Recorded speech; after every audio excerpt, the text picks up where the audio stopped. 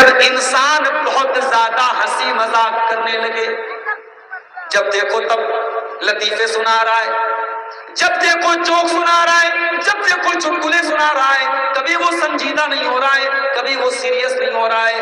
میرے پیارے ساتھیوں، اللہ تعالیٰ نے ہمیں اس دنیا میں ہنسی مذاق کے لیے پیدا نہیں کیا ہے۔ وَمَا خَلَقْتُ الْجِنَّ وَالْإِنسَ إِلَّا لِيَعْبُدُونَ۔ میرے بندو، ہم نے تم کو اپنی عبادت کے لیے پیدا کیا ہے۔ ایک مومن دنیا میں اپنی زندگی کے مقصد کو سمجھے گا تو وہ بہت کم ہنسی مذاق کرے گا۔ اللہ کے نبی فرماتے ہیں وَلَا تُكْثِرِ الضَّحِكَ فَإِنَّ كَثْرَةَ الضَّحِكِ تُمِيتُ الْقَلْبَ۔ وہ لوگوں بہت زیادہ ہنسی مذاق نہ کیا کرو، زیادہ ہنسی مذاق کرنے سے انسان کا دل مردہ ہو جاتا ہے۔ اسی طریقے سے میرے ساتھ انسان کے دل کو ایک اور چیز سخت بناتی ہے، بہت زیادہ دنیا کی نعمتوں میں ڈوب جانا۔ انسان اگر دنیا میں اتنا ڈوب جائے کہ آخرت کو بھول جائے، یہ چیز بھی انسان کے دل کو سخت بنا دیتی ہے۔ اسی لیے جمعہ کے دن جب ہم جمعہ کی نماز پڑھنے جاتے ہیں اور امام صاحب پہلی رکعت میں سورہ اعلیٰ کی تلاوت کرتے ہیں تو قرآن کی یہ آیت بھی ہمارے کانوں سے ٹکراتی ہے، بل تؤثرون الحیات الدنیا والآخرۃ خیر وابقیٰ۔ میرے بندو، تم دنیا کو سب کچھ سمجھنے بیٹھے ہو، تم دنیا کو ترجیح دیتے ہو، تم دنیا کو اوپر رکھتے ہو، جبکہ آخرت کی زندگی زیادہ بہتر اور زیادہ باقی رہنے والی ہے۔ میرے نوجوانوں، کبھی سوچو آخرت کی نعمتوں کے بارے میں۔ تم دنیا میں حرام رشتے بنانے کے چکر میں پڑے ہو، دنیا میں لڑکیوں سے چیٹنگ کرنے کے چکر میں پڑے ہو۔ کاش کہ تمہارے اندر جنت کے حصول کی طلب میں پیدا ہو جاتی اور جنت کی وہ حوریں جن کا ذکر اللہ تعالیٰ قرآن میں کرتا ہے، جن کا ذکر اللہ کے نبی حدیثوں میں کرتا ہے، ان حوروں کے پانے کی طلب بھی میرے نوجوانوں تمہارے اندر پیدا ہو جاتی۔ ارے وہ جنت کی حوریں تو اتنی پاکیزہ ہوں گی، قرآن کہتا ہے حور مقصورات فی الخیام۔ وہ جنت کی حوریں وہ نظروں کو جھکانے والی ہوں گی، وہ نظروں کو جھکا کر کے چلنے والی، شرم و حیا والی ہوں گی۔ فیہن قاصرات الطرف لم یطمثہن انس قبلہم ولا جان فبأی آلاء ربکما تکذبان۔ وہ جنت کی حوریں وہ نظروں کو جھکا کر کے چلنے والی ہوں گی، ان کو کسی انسان نے کبھی ٹچ نہ کیا ہوگا، کسی جن نے کبھی ان کو چھوا نہیں ہوگا۔ وہ جنت کی حوریں جن کے بارے میں اللہ کے نبی فرماتے ہیں اگر جنت کی کوئی حور ایک مرتبہ دنیا میں سے جھانک دے لملات ما بینہما ریحا، اس کی خوشبو سے زمین و آسمان بھر جائیں گے، زمین و آسمان اس کی روشنی سے منور ہو جائیں گے۔ وَلَنَصِيفُهَا عَلَى رَاسِهَا خَيْرٌ مِّنَ الدُّنْيَا وَمَا فِيهَا۔ اور جنتی عورت کے سر کا دوپٹہ دنیا کی تمام نعمتوں سے بہتر ہوگا۔ حرام رشتوں کے پیچھے بھاگنے والوں اور ناجائز رشتوں کے پیچھے بھاگنے والوں، کاش کہ تم نے جنت کی نعمتوں کی طلب اپنے اندر محسوس کی ہوتی تو شاید تم دنیا پر مر مٹ نہ رہے ہوتے اور دنیا کے پیچھے بھاگ نہ رہے۔ او جامتاڑا کے میرے پیارے ساتھیوں، آج آپ حالات دیکھیے، 4 پیسے انسان کما لیتا ہے تو 4 پیسے کمانے کے بعد انسان کا لب و لہجہ بدل جاتا ہے، انسان کی بولی بدل جاتی ہے۔ 4 پیسے گھر میں آ جائیں، اس گھر کی عورتیں پردہ کرنا چھوڑ دیتی ہیں، اس گھر کی جوان لڑکیاں بے حیا ہو کر کے گھومنے لگتی ہیں۔ وہ لوگوں، پیسہ تو صحابہ نے بھی کمایا تھا، کروڑ پتی تو صحابہ بھی تھے، مگر انہوں نے دنیا پرستی کو اپنے گھر میں آنے نہ دیا۔ عبد الرحمن بن عوف کو دیکھو، عبد الرحمن بن عوف کروڑ پتی آدمی تھے، بہت پیسے والے آدمی تھے۔ رمضان کا مہینہ تھا، دسترخوان لگا ہوا تھا، افطار کا ٹائم تھا، طرح طرح کی کھانے کی چیزیں عبد الرحمن بن عوف کے سامنے رکھی ہوئی ہیں۔ عبد الرحمن بن عوف نے اپنا دسترخوان دیکھا، ان کو جنگ احد کا ایک منظر یاد آ گیا۔ اللہ کے نبی کے ایک صحابی مصعب بن عمیر رضی اللہ تعالیٰ عنہ جنگ احد میں شہید ہوئے تھے، اور جب ان کو کفنایا جانے لگا تو ان کے کفن کی چادر چھوٹی پڑ گئی۔ مصعب بن عمیر لمبے تڑنگے آدمی تھے، ان کی باڈی لمبی تھی اور کفن کی چادر نارمل تھی، چھوٹی تھی۔ کفن کی چادر اتنی چھوٹی تھی کہ سر کو ڈھانکا جاتا تھا پیر کھل جاتا تھا، پیر کو ڈھانکا جاتا تھا سر کھل جاتا تھا۔ عبد الرحمن بن عوف نے اس منظر کو یاد کرتے ہوئے فرمایا قتل مصعب بن عمیر، مصعب بن عمیر قتل کر دیے گئے، وہو خیر منی، اور وہ مجھ سے بہتر تھے، ان کفنا فی بردۃ، ان کو ایک چادر میں کفنایا گیا، ان غطی راسہ، ان کے سر کو ڈھانکا جاتا تھا، بدت رجلا، تو پیر کھل جاتا تھا، پیر کو ڈھانکا جاتا تھا، سر کھل جاتا تھا، اور اسی جنگ احد میں حمزہ شہید ہو گئے، وہو خیر منی، اور وہ بھی مجھ سے بہتر تھے، تم نہ بسط لنا من الدنیا ما بسط، پھر اللہ تعالیٰ نے ہم کو پیسے والا بنا دیا، ہم کو دولت والا بنا دیا، ہم کو دنیا کی نعمتیں دی گئی، وقد خشینا ان تکون حسناتنا اجلت لنا، او لوگو مجھے ڈر اس بات کا ہے کہیں ایسا نہ ہو ہماری نیکیوں کا بدلہ ہم کو دنیا میں تو نہیں مل گیا، کہیں ایسا تو نہیں اللہ نے دولت کی شکل میں ہماری نیکیوں کا بدلہ دنیا میں دے دیا اور آخرت میں ہمارے ہاتھ کچھ نہیں آئے گا۔ اتنا کہہ کر کے عبد الرحمن بن عوف رونے لگے اور روتے روتے دسترخوان سے چلے گئے اور ایک لقمہ بھی اپنے منہ میں نہیں ڈالا۔ یہ ہوتا ہے ایمان، یہ ہوتا ہے تقویٰ۔ انسان جتنا بھی پیسہ کما لے، دنیا کی ناجائز محبت انسان کے دل میں نہیں آنی چاہیے۔ جب ناجائز محبت انسان کے دل میں آئے گی میرے پیارے ساتھیوں، انسان کا دل کٹھور ہو جائے گا۔ دنیا میں ہمیں ایسے رہنا ہے جیسے پانی کے اندر کشتی چلتی ہے، کشتی جب تک پانی کے اوپر چل رہی ہے تو کشتی صحیح سے چلے گی، لیکن اگر پانی کشتی کے اندر آ جائے گا تو کشتی ڈوب جائے گی۔ وہ لوگوں دنیا میں رہنا بھی ہے اور ربنا آتنا فی الدنیا حسنہ بھی پڑھنا ہے، ہم کو دنیا کی بھلائی بھی حاصل کرنا ہے، مگر دنیا میں اتنا ڈوب جاؤ کہ آخرت کو بھول جاؤ۔ اگر ایسا ہوا میرے پیارے ساتھیوں تو انسان کا دل کٹھور ہو جائے گا، انسان کا دل سخت ہو جائے گا۔ انسان کے دل کو سخت بنانے والی ایک اور چیز ہے میرے پیارے ساتھی، اور اس چیز کا نام ہے غفلت۔ اسی جھارکھنڈ کے علاقے میں، اسی مدھوپور کے علاقے میں پروگرام تھا، تقریر ختم ہوئی، میں بنارس چلا گیا، اگلے دن فون آیا مولانا آپ کی تقریر کے ختم ہونے کے بعد اسی گاؤں کے قریب کے گاؤں کا نوجوان بائک سے جا رہا تھا اور سامنے سے بڑی گاڑی نے ٹکر ماری اور ہم اس پاٹ اس لڑکے کا انتقال ہو گیا۔ وہ لڑکا یہ سوچ کر کے تو تقریر سننے نہیں آیا تھا کہ واپس میں نہیں آؤں گا، میری لاش آئے گی۔ اس نوجوان کے بچوں نے یہ تو نہیں سوچا ہوگا کہ کل کی صبح ہم یتیم ہو جائیں گے، اس کی بیوی نے یہ تو نہیں سوچا ہوگا کہ کل میں بیوہ ہو جاؤں گی۔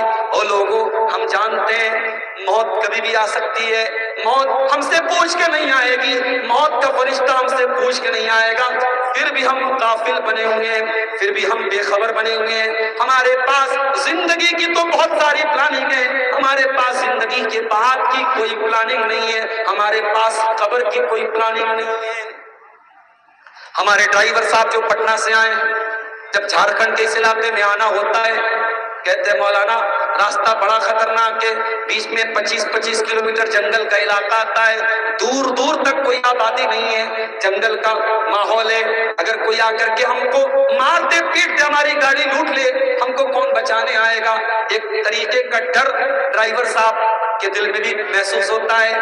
جبکہ ہم یہاں جنگل میں بھی اگر ہیں تو موبائل ہمارے پاس ہے، ہم کسی کو کال کر سکتے ہیں، قریبی پولیس اسٹیشن پہ کال کر سکتے ہیں، 100 نمبر ڈائل کر سکتے ہیں۔ وہ لوگوں کل جب قبر میں چلے جائیں گے وہاں اس سے زیادہ سنسان جگہ کون ہوگی، اس سے زیادہ ویران جگہ کون ہوگی؟ وہاں ہمارے پاس نہ کوئی موبائل ہوگا، نہ کوئی 100 نمبر ڈائل کر پائیں گے، نہ کوئی ہیلپ کرنے والا آئے گا، نہ کوئی بچانے والا آئے گا۔ وہ لوگوں ہم تو اتنے غافل ہیں کہ ہم یہ جانتے ہیں کہ ہم تو کل بھی مر سکتے ہیں، کل بھی قبر میں جا سکتے ہیں، پھر بھی قبر کی زندگی کی کوئی تیاری نہیں، پھر بھی آخرت کی زندگی کی کوئی تیاری نہیں۔ یہ سب سے خطرناک بیماری ہے، اس کو غفلت کی بیماری کہتے ہیں، اور جب غفلت کی بیماری پیدا ہو جائے تب یہ دل کٹھور ہو جاتا ہے۔ اللہ قرآن میں کہتا ہے وَلَقَدْ ذَرَأْنَا لِجَهَنَّمَ كَثِيرًا مِنَ الْجِنِّ وَالْإِنسِ لَهُمْ قُلُوبٌ لَا يَفْقَهُونَ بِهَا، او لوگوں میں نے بہت سارے جنات اور انسان کو جہنم کے لیے بنایا ہے اور جہنم کے لیے تیار کیا ہے، ان کی پہچان کیا ہے؟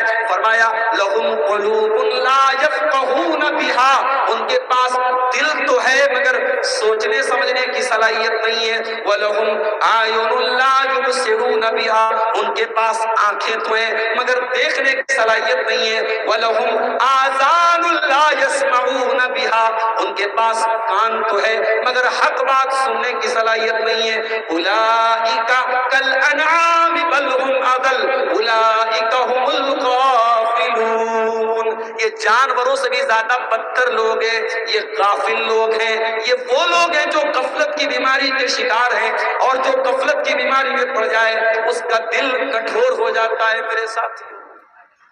اب آئیے، بیماری میں نے بتا دیا، علاج کیا ہے؟ دل کیوں کٹھور ہوتا ہے یہ تو میں نے بتا دیا، دل کی کٹھورتا کو دور کیا کیسے کیا جائے، دل کی سختی کو دور کیسے کیا جائے میرے پیارے ساتھیوں، یہ بھی بہت اہم سوال ہے، اور اس سوال کا جواب دے کے میں بات اپنی ختم کروں۔ دل کی سختی کو اگر دور کرنا ہے، سب سے پہلا کام یہ کرو، اپنی زندگی میں اللہ تعالیٰ کا ذکر لاؤ، سوتے بیٹھتے اٹھتے جاگتے ہر حال میں اللہ تعالیٰ کا ذکر کرنے والے بن جاؤ میرے ساتھیوں۔ جب زندگی میں اللہ تعالیٰ کا ذکر آئے گا تو آپ کے دل کی سختی آٹومیٹک دور ہو جائے گی۔ اللہ قرآن میں کہتا ہے الا بذکر اللہ تطمئن القلوب، میرے بندو تمہارے دلوں کو سکون ملے گا تو اللہ تعالیٰ کے ذکر سے ملے گا، اللہ کی یاد سے ملے گا۔ امام حسن بصری کے پاس ایک آدمی آیا، اس نے کہا امام صاحب میرا دل بڑا کٹھور ہو گیا ہے، میرا دل بڑا سخت ہو گیا ہے، کوئی طریقہ بتا دیجئے۔ امام حسن بصری نے فرمایا اذبہ بذکر اللہ، اپنے دل کی سختی کو دور کرنا ہے تو اللہ تعالیٰ کے ذکر سے دور کر لو۔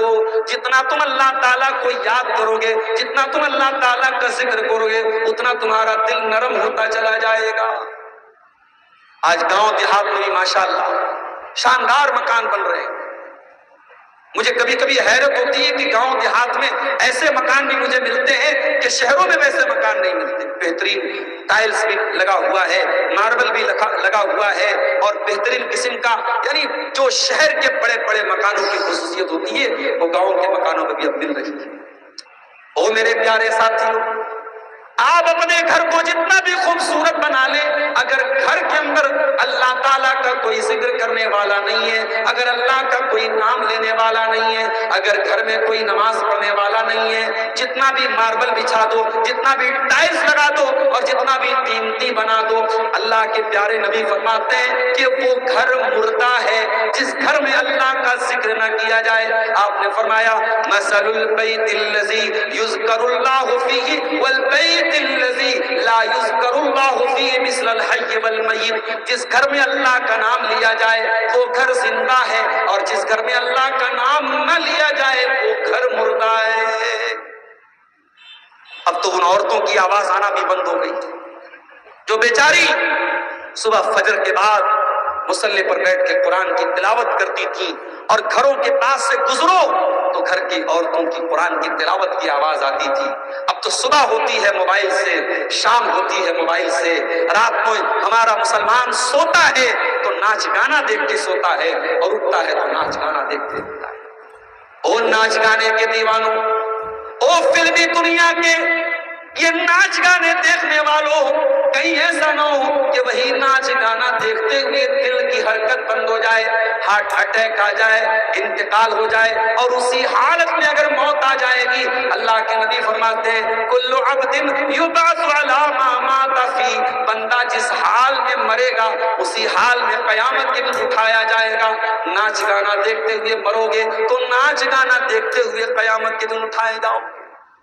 تو دل کی سختی کو اگر دور کرنا ہے میرے ساتھ، تو پہلا کام ہمیں کیا کرنا ہے؟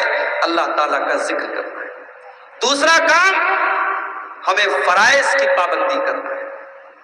بڑا اچھا ماحول تھا رمضان کا. ایک مہینہ ہم نے 14 گھنٹے کا 13 گھنٹے کا روزہ بھی رکھا, ہم نے تراویح بھی پڑھی, ہم نے تلاوت بھی کی. اور رمضان کے بعد نمازی ایسے غائب ہوئے جیسے گدھے کے سر سے سی غائب. معاف کرنا میرے بھائیوں, نماز کوئی ایک مہینے کے لیے فرض نہیں ہوئی ہے. نماز تو آپ کو زندگی کی آخری سانس تک پڑھنا ہے. وَاعْبُدْ رَبَّكَ حَتَّىٰ يَأْتِيَكَ الْيَقِينُ, اپنے رب کی عبادت کرو یہاں تک کہ تمہیں موت آ جائے. میرے بھائیوں, آج اپنے بچوں کا عقیقہ کرا رہے ہو, بہت اچھی بات ہے. جس طریقے سے ماں باپ کی ذمہ داری یہ ہے کہ بچوں کا عقیقہ کرائیں, اسی طریقے سے ماں باپ کی ذمہ داری یہ بھی نبی نے بتائی ہے. بچے 7 سال کے ہو جائیں تو نماز کا حکم دو, اور بچے 10 سال کے ہو جائیں اور نماز نہ پڑھے تو ان کی پٹائی کرو. میرے پیارے ساتھیوں, آپ اپنے بچوں کو نماز کا پابند بنائیے. میری ماں اپنی بیٹیوں کو نماز کا پابند بناؤ. جب تک نماز کی پابندی نہیں کریں گے ہمارے دل کی سختی دور نہیں ہوگی. ان الصلاۃ تنہا عن الفحشاء والمنکر, یہ نماز ہمیں بے حیائی سے روکے گی, یہ نماز ہمیں غلط کام سے روکے گی. تیسری چیز, دل کی سختی کو اگر دور کرنا ہے تو تیسرا کام کیا کرنا ہے میرے پیارے ساتھیوں, ہمیں موت کو یاد کرنا چاہیے. اور موت کو کیسے یاد کریں گے ہم؟ ہمیں کبھی کبھی قبرستان جانا چاہیے. اللہ کے نبی اپنی ماں کی قبر پر گئے. وہ ماں جس ماں کو اللہ کے نبی نے 6 سال کی عمر میں کھو دیا تھا, اس ماں کی قبر پہ آپ گئے اور ماں کی ممتا آپ کو یاد آئی, ماں کا پیار آپ کو یاد آیا. آپ کی آنکھوں میں آنسو بھر گئے, آپ رونے لگے اور آپ نے روتے روتے صحابہ سے فرمایا, او میرے صحابہ, میں نے اللہ تعالیٰ سے اجازت مانگی تھی, میں اپنی ماں کی مغفرت کی دعا کرنا چاہتا ہوں. اللہ نے مجھے اپنی ماں کی مغفرت کی دعا کرنے کی اجازت نہیں دی. پھر میں نے اجازت مانگی, اے اللہ میں اپنی ماں کی قبر پر جانا چاہتا ہوں. اللہ نے مجھے اپنی ماں کی قبر پہ جانے کی اجازت دے دی. او لوگوں, تم بھی قبرستان جایا کرو, قبروں پہ جایا کرو. قبرستان جانے سے تمہیں موت کی یاد آئے گی. اگر آپ کی ماں کا انتقال ہو گیا ہے, باپ کا انتقال ہو گیا ہے, ان کے لیے دعا کرنا, اس کے لیے ضروری نہیں کہ آپ قبرستان جائیں, آپ گھر بیٹھے بھی دعا کر سکتے ہیں. لیکن قبرستان کبھی کبھی جایا کرو تاکہ موت یاد آئے. جب آپ موت کو یاد کریں گے میرے پیارے ساتھیوں, اور آپ کو اپنا انجام یاد آئے گا, آپ کے دل کی سختی آٹومیٹک دور ہوتی چلی جائے گی. دل کی سختی کو دور کرنے کا چوتھا طریقہ میرے پیارے ساتھیوں, قرآن کریم کی تلاوت کرو. کثرت سے قرآن کی تلاوت کرو. قرآن سے بہتر کوئی چیز نہیں ہے دل کی سختی کو دور کرنے کی. قرآن وہ کتاب ہے, تقشعر منہ جلود الذین یخشون ربہم, جو لوگ اللہ تعالیٰ سے ڈرتے ہیں اس قرآن کو سن کر کے ان کے رونگٹے کھڑے ہو جاتے ہیں. ثم تلین قلوبہم وجلودہم الی ذکر اللہ, ان کی چمڑے کے اندر اور ان کے دل کے اندر نرمی پیدا ہو جاتی ہے. اس قرآن کو سن کر کے, اس قرآن کو پڑھ کر کے آپ کے دل میں نرمی پیدا ہوگی. اگر دل کو نرم بنانا ہے تو قرآن کی کثرت سے تلاوت کیا کرو میرے ساتھ. اسی طریقے سے اگر دل کی سختی کو دور کرنا ہے, ایک کام اور بتا دیتا ہوں, غور سے سنو. اگر آپ کے آس پاس میں کوئی یتیم بچہ ہے, آپ کے خاندان میں کوئی یتیم بچہ ہے, کوئی یتیم بچی ہے, اس یتیم کے سر پہ محبت سے ہاتھ پھیر دو. وہ بیچارہ یتیم ہے, باپ مر گیا ہے, اس کی مجبوری کا کبھی فائدہ نہ اٹھانا. ہو سکے تو اس یتیم کے ساتھ اچھا سلوک کر دینا, اس یتیم کی پرورش کر لینا, اس یتیم کی پڑھائی کا خرچ اٹھا لینا, اس یتیم کی شادی کا خرچ اٹھا لینا. اللہ کے نبی کے پاس ایک صحابی آتے ہیں اور آ کر کے کہتے ہیں, اے اللہ کے نبی, میرا دل بڑا سخت ہو گیا ہے, میرا دل بڑا کٹھور ہو گیا ہے, کوئی طریقہ بتا دیجئے کہ دل کو کیسے نرم کیا جائے. آپ نے فرمایا, امسح برأس الیتیم, کسی یتیم کے سر پہ محبت سے ہاتھ پھیر دو. یتیم کے ساتھ بھلائی کرو میرے پیارے ساتھیوں, آپ کو اپنا دل نرم ہوتا ہوا محسوس ہوگا. اور 2 چیزیں اور بیان کر کے بات ختم کر رہا ہوں. دل کی سختی کو اگر دور کرنا ہے میرے پیارے ساتھیوں, ایک طریقہ اور ہمیں قرآن و حدیث میں بتایا گیا کہ چونکہ دل سخت ہوتا ہے گناہوں کی وجہ سے, تو ہم اللہ تعالیٰ سے بار بار توبہ کریں, اللہ سے معافی مانگیں. ہم صرف رمضان کی طاق راتوں میں یہ نہ کہیں اللہم انک عفو تحب العفو فاعف. ہم سال کے 12 مہینے جب جب ہمیں احساس ہو کہ ہم غلط کر رہے ہیں، ہم اللہ کی نافرمانی کر رہے ہیں، ہم اللہ کے سامنے ہاتھ پھیلائیں، اللہ سے سچی توبہ کریں۔ میرے پیارے ساتھیوں، یہ استغفار اور یہ توبہ یہ بھی ہمارے دلوں کو نرم بنائے گی۔ اسی لیے قرآن کہتا ہے کہ جب انسان کے دل پر اثر ہوتا ہے تو انسان اللہ کی بارگاہ میں گڑ گڑاتا ہے، روتا ہے، توبہ کرتا ہے، اور توبہ نہ کرنے کا مطلب یہ ہوا کہ دل کٹھور ہو گیا۔ لہٰذا اگر دل کی سختی کو دور کرنا ہے، دل کی کٹھورتا کو دور کرنا ہے، تو ہمیں اللہ کی بارگاہ میں سچی توبہ کرنی ہوگی۔ اور آخری چیز میرے پیارے ساتھیوں، اگر دل کی سختی کو دور کرنا ہے تو دل کے مالک سے لو لگا لو، دل کے رب سے لو لگا لو، جس کے ہاتھوں میں دلوں کا کنٹرول ہے، جو مقلب القلوب ہے، جو مصرف القلوب ہے، اس اللہ سے دعا کیا کرو